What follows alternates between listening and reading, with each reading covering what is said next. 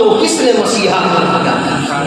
یہ تو شہداء کی شان، عظمت اور ان کی زندگی ہو گئی۔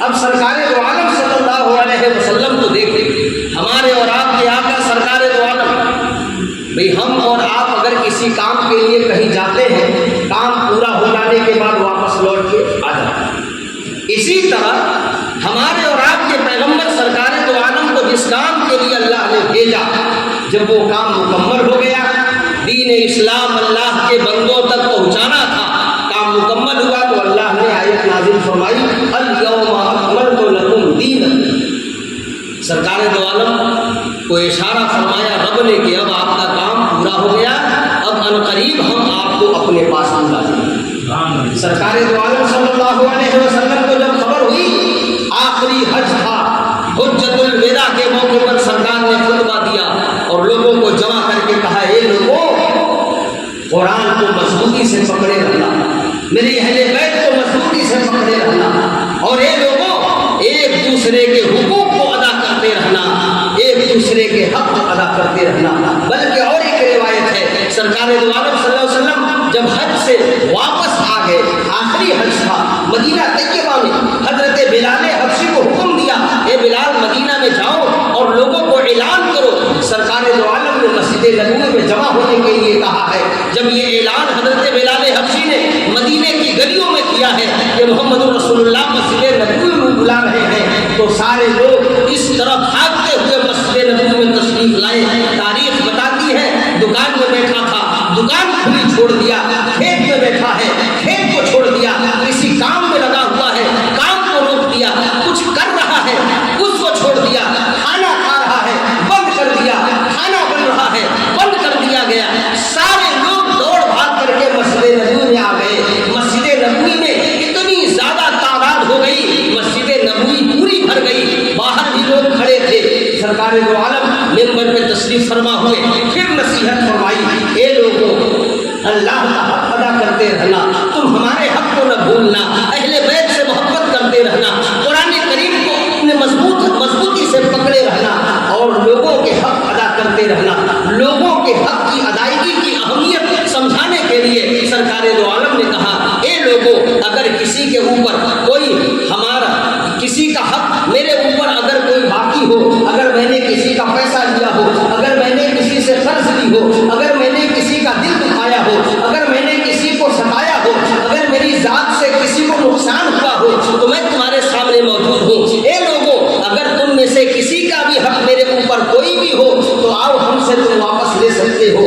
علماء فرماتے ہیں، محدثین فرماتے ہیں، سرکار دو عالم صلی اللہ علیہ وسلم نے پورے مجمع میں جو یہ بات کہی تھی، یہ کوئی معمولی بات نہیں تھی، یہ چھوٹی بات نہیں تھی۔ سرکار دو عالم نے اپنے غلاموں کو یہ بتانا چاہا، اے لوگوں، تم سب اللہ کے حق کو ادا کرتے رہنا، رسول کے حق کو ادا کرتے رہنا، اس کے ساتھ ساتھ جو اللہ نے بندوں کا حق تمہارے اوپر رکھا ہے، اس کو بھی ادا کرتے رہنا۔ کسی کا حق مار کر کے دنیا سے نہ جانا، ورنہ بہت بڑا حساب اللہ کی بارگاہ میں دینا پڑے گا۔ کسی کا حق مار کے نہیں جانا، اسی لیے سرکار نے کہا، اگر کسی کا حق میرے اوپر ہو تو آؤ، کھڑا ہو جاؤ، مجھ سے مانگ لو، مجھ سے مطالبہ کر لو، میں تمہارا حق ادا کر دوں گا۔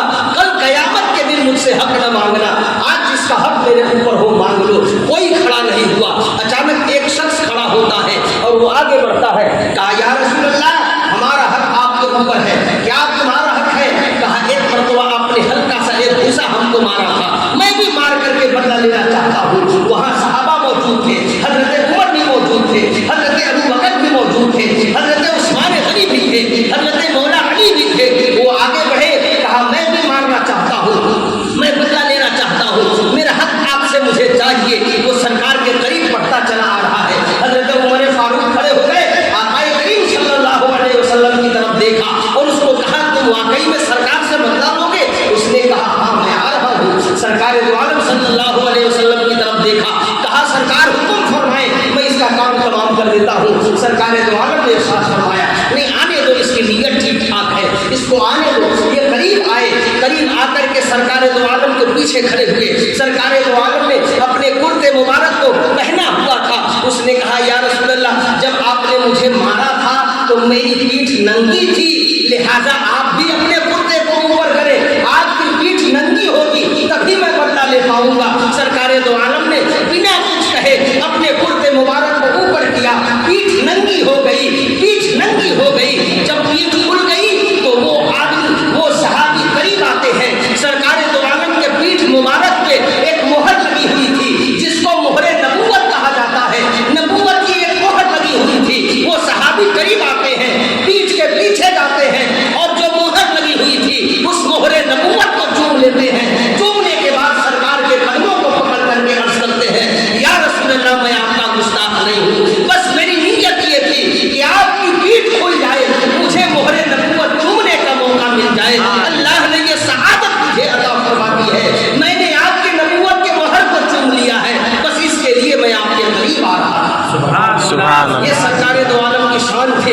سرکار دو عالم نے اپنے غلاموں کو ہر طرح سے سکھایا ہے، پڑھایا ہے، بتایا ہے اور ان کے لیے پورا نمونۂ عمل پیش کیا ہے۔ ہم سب کو بھی چاہیے کہ ہم سرکار دو عالم سے محبت کرتے ہیں تو سرکار دو عالم صلی اللہ علیہ وسلم کی سچی محبت ہم اپنے سینوں میں بسائیں، اور امام عالی مقام کی یاد بنا رہے ہیں تو آپ دعا کریں اللہ سے، اللہ رب العزت ہم سب کو بھی حسنین کریمین اور کربلا والوں کی سچی محبت عطا فرمائے، تاکہ ہم جب بروز حشر وہاں جمع ہو تو نبی کے سایہ رحمت ہم کو نصیب ہو، اور نبی کے گھر والوں کا سایہ بھی ہمیں مل جائے۔ جب نبی کے گھر والوں کا سایہ اور نبی کا سایہ رحمت مل جائے گا تو وہاں ہمارا بیڑا پار ہو جائے گا، حشر میں آرام آسائش اللہ عطا فرما دے گا، جنت کی کنجی عطا فرما دے گا۔ اللہ کی بارگاہ میں دعا ہے اللہ تعالیٰ اس محفل کو اپنی بارگاہ میں قبول فرمائے۔ انشاءاللہ تعالیٰ اس کے آگے کا سلسلہ کل چلے گا۔ میں پھر گزارش کر رہا ہوں وقت کی پابندی کرتے ہوئے تشریف لائیں تاکہ پابندی